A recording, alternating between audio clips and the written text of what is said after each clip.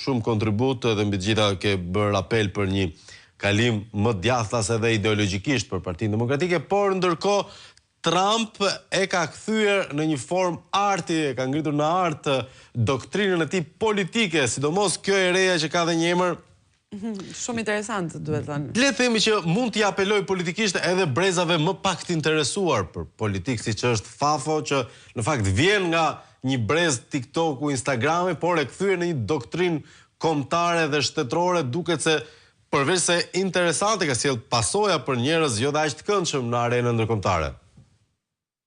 Flavio, faleminderit që përmende së shumë e rëndësishme. Përmende rëndësinë e doktrinës dhe teorisë, sepse praktika e një dite është teoria e një dite më parshme, ose një javë më parshme, ose një muaj më parshme. Në Shqipërinë, kur mundohemi të bëjmë teori dhe doktrinë, da thënë shpesh, me sigurisht të shtyrë nga propaganda e regjimit, ama ç'është kjo teori, nuk fitohet me teori, nuk fitohet me doktrinë. Mirë po, praktika e një dite ka qenë teoria e një dite tjetër, faleminderit që jepni rëndësi dhe duhet më dhënë sa më shumë, sepse kjo doktrina Fafo ka qenë teori para disa javësh, para disa muajsh, para disa vitesh. Dhe nuk i thoshte njëri Trumpit mos bëni teori, por ai punonte me ekipet e veta që mbas nxjerrjes së kësaj teorie si ta venin atë në zbatim. Dhe zbatimi erdhi fatmirësisht për Amerikën jo shumë më vonë se çerdhi teoria, dhe ne nga kjo duhet frymëzohemi që edhe ne në Shqipëri të nisemi të punojmë një nga brenda, pra të punojmë një për veten tonë mbi teorinë dhe doktrinën, që të realizojmë teoritë edhe doktrinat tona, dhe kjo është diçka thelbësore. Ajo që tregon Trump sot nëpërmjet Fafos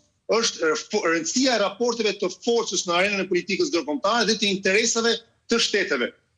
Nuk e them këtë në kuptimin negativ, është normale që një shtet të ndjek interesat e qytetarëve të vet, edhe është normale që në arenën ndërkombëtare kur përballen shtete, raportet e forcave të jenë ata që vendosin outcome-in, përfundimin e një situate. Dhe edhe nga kjo ne duhet frymëzohemi, do thoja, në politikën shqiptare, sepse ne shpesh, fatkeqësisht shumë shpesh në Partinë Demokratike, në një farë mënyrë na duket sikur mjaftohemi me të pasurit të drejtë. Ne kemi të drejtë. Këtë e din qytetarët shqiptarë. Çdo ditë që lind dielli në Shqipëri na jep më shumë të drejtë për gjithë këto vite që kemi paralajmuar, që kemi denoncuar, që kemi luftuar. Mirë, por nuk mjafton të kemi të drejtë, dhe duhet të ndërtojmë, dhe këtë e kam kërkuar gjithashtu në manifestin tim, një politikë të re ndërkombëtare të Partisë Demokratike, bazuar mbi forcën dhe joshjen, që janë si dy faqet e së njëjtës monedë, ku dhe ne duhet arrijmë të tregojmë kapacitetin e forcës që ne kemi, atë që ne përfaqësojmë në Shqipëri, por edhe më gjerë, por edhe joshjen, të shkojmë edhe më shumë drejt personave ndërkombëtar të cilët nuk e kanë kryer punën e tyre, mendoj këtu për një seri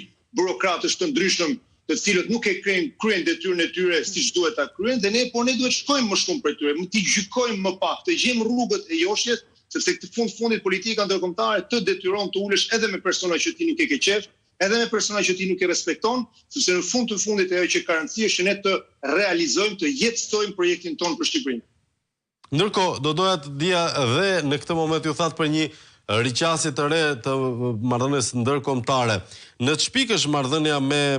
Amerikën e re të Trumpit e Partisë Demokratike, Andi? Është më mirë se çka qenë në gjithë këto kohë, është një ndryshim dhe një përmirësim të përhershëm. Unë shpresoj që nuhen e di të sigurt që janë shumë anëtarë të Partisë Demokratike, nga sekretariatet, nga deputetët, por edhe nga dashamirët e Partisë Demokratike që kanë forcuar dhe po forcojnë gjithmonë më shumë marrëdhënien me personalitete të ndryshme të Shteteve të Bashkuara, në radhë të parë për të informuar ata sa më shumë. Kemi parë ndër vite dhe kemi biseduar edhe në emisionin tuaj që Edi Rama kishte krijuar një blokadë